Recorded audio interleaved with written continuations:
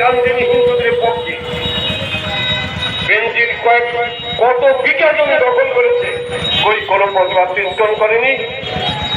তাদের মন্দির ভেঙেছে, ইস্কন করে প্রতিবাদ করেনি।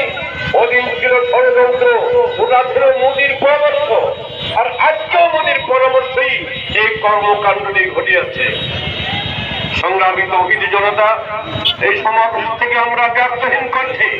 ইস্কনের এই কালো শিকড়, বিষাক্ত শিকড় কত গভীর আছে উদ্ঘাটন করে জাতির সামনে উন্মোচন করে বিচারের আওতায় আনার জন্য এবং সমুচিত শাস্তির জন্য আমরা দাবি রেখে আজকের অধিকারে শেষ করছি। সংগ্রামের মঞ্চ থেকে এ পর্যায়ে গুরুত্বপূর্ণ বক্তব্য নিয়ে আসছেন হেফাজতে ইসলাম যশোর জেলা শাখার সহসভাপতি জনাব হযরত মাওলানা হামিদুল ইসলাম। জনাব হযরত মাওলানা হামিদুল ইসলাম।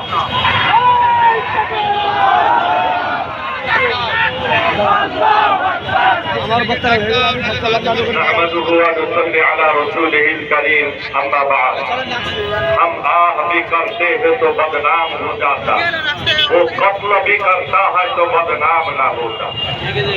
হেফাজতে ইসলাম বাংলাদেশ যশোর শাখার থেকে আয়োজিত সারা বাংলাদেশ থেকে উগ্রবাদী ইস্কন সংস্থাকে নিষিদ্ধকরণ সহ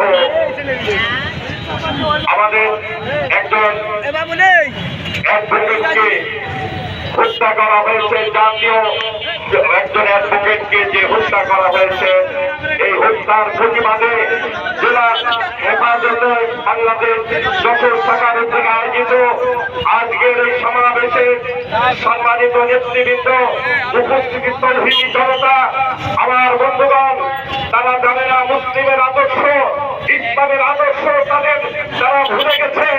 সেই আমর ইবনুল আস রাদিয়াল্লাহু তাআলা মিশরের যখন গভর্নর হয়েছিলেন, খ্রিস্টান উপাসনালয়ের শিশুর নাককে যে বাঁকাহানা ভেঙে দিয়েছে, হযরত আমর ইবনুল আস রাদিয়াল্লাহু তাআলার কাছে যখন বিচার দেওয়া হলো, আমর ইবনুল আস রাদিয়াল্লাহু তাআলা বললেন 1 সপ্তাহ সময় দেওয়া হোক, 1 সপ্তাহের মধ্যে যদি খুনি আসল জালেম আসল আসামিকে যদি বাইর করতে না পারি, তবে আমার নাক কেটে ফেলা হবে, আমার নাক তার পরিবর্তে দিয়ে দেওয়া হবে।